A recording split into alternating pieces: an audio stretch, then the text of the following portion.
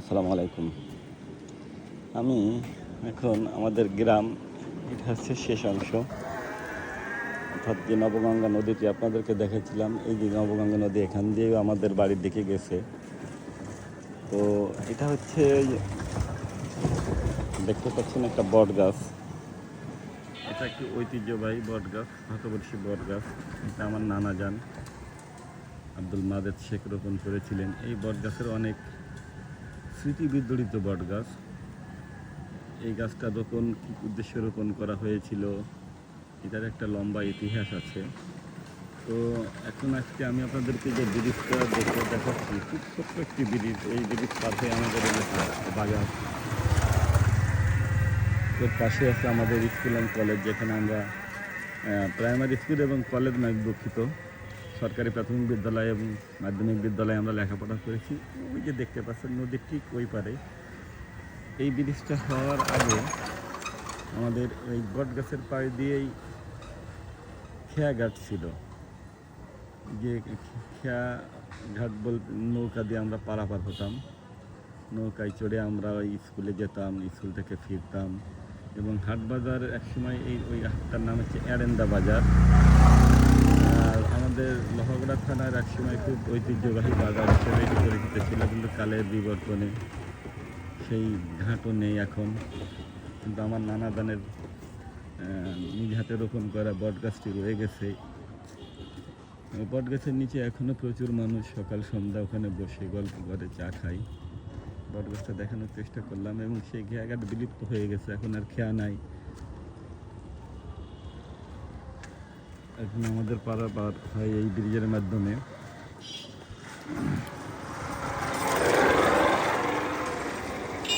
আপনাদেরকে দেখাচ্ছি, হেঁটে হেঁটে ব্রিজ পার হয়ে দেখাচ্ছি। ঠিক মাঝখান থেকে যদি আমি আপনাদেরকে দেখাবো, দুই পাশের নদীর দৃশ্য, অসম্ভব সুন্দর দৃশ্য। দেখুন, এটা হচ্ছে আমাদের মাধ্যমিক বিদ্যালয়। আসলে আমরা যখন লেখাপড়া করেছি, ওইটা হচ্ছে মাধ্যমিক বিদ্যালয়। তখন শুধুমাত্র একটি টিনের ঘর ছিল, মাটির দেওয়াল ছিল, মাটির ভিটি ছিল মাটির, আর টিন দিয়ে ঘেরা। এটা হচ্ছে সেই বিদ্যালয় যেটা এখন আধুনিক ভবনে রূপান্তর হয়েছে। ওইটার পিছনে আছে সরকারি প্রাথমিক বিদ্যালয়। আর এটাই হচ্ছে সেই খেয়াঘাট, যেটা আমাদের ওই ঠিক বিদ্যালয়ের এখান থেকেই বট গাছের নিচে পর্যন্ত ছিল। নদী নৌকা পারাপার হতো। এটা হচ্ছে নদীর, দেখুন, অসম্ভব সুন্দর নদীর পানি, স্বচ্ছ চকচকে। আসলে সময়ের বিবর্তনে মনে পড়ে যাচ্ছে গ্রামে সেই ছোটোবেলায় জল বেঁধে সবাই নদীতে গোসল করেছি, মাছ ধরেছি। হ্যাঁ, আমরা স্কুলে গিয়েছি, স্কুলের বেড়া তখন টিনের ফাঁক দিয়ে গিয়ে আমরা বই রেখেছি, বাইরে এসে দুষ্টামি করতাম।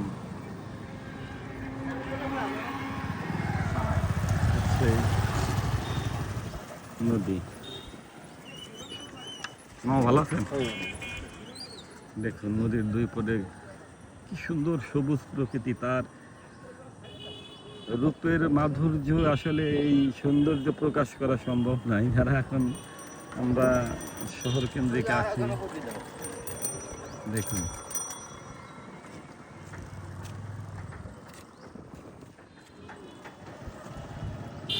দেখতে পাচ্ছি আপনাদের নদীতে এক ঝাঁক রাজহাঁস।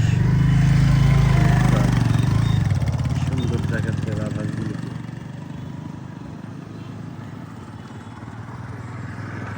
ওখানে আমরা দূরে যে দেখতে পাচ্ছি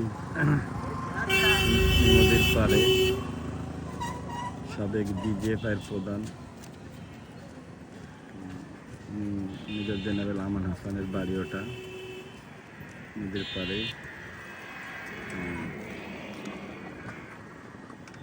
বর্তমানে উনি অবসর আছে,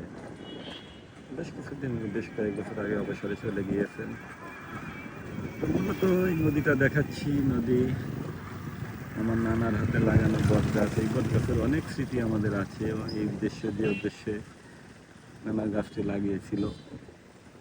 এখানে এখনো শত শত মানুষ বসে, সন্ধ্যায়, সকাল সন্ধ্যায় সবাই আড্ডা দেয়, গল্প গুজব করে। আর ওই হচ্ছে আমাদের সেই ভাঙ্গা স্কুল, যেটা এখন বহুতল ভবন। দেখুন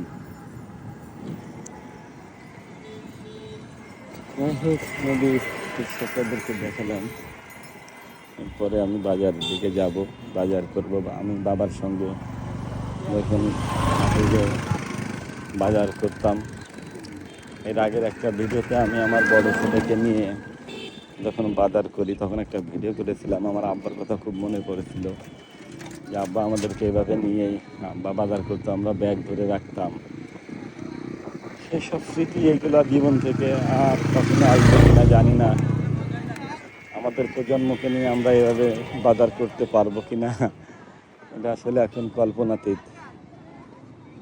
দেখুন কি সুন্দর, এটা আসলে এইসব সৌন্দর্য কল্পনা থেকেও বেশি সুন্দর, আসলে ভাষায় প্রকাশ করা যায় না।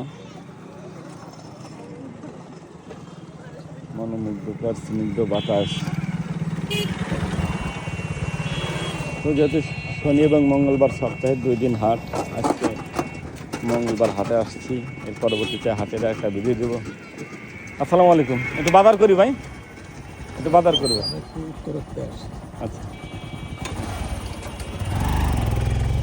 বড় ভাইয়ের সঙ্গে দেখা হয়ে গেল। হ্যাঁ, আমি ধীরে ধীরে ব্রিজ পার হয়ে বাজারের দিকে আসছি। পরবর্তী আমি বাজারের একটা ভিডিও করব, আমি নিজেও বাজার করব। সবাইকে আপাতত এখান থেকে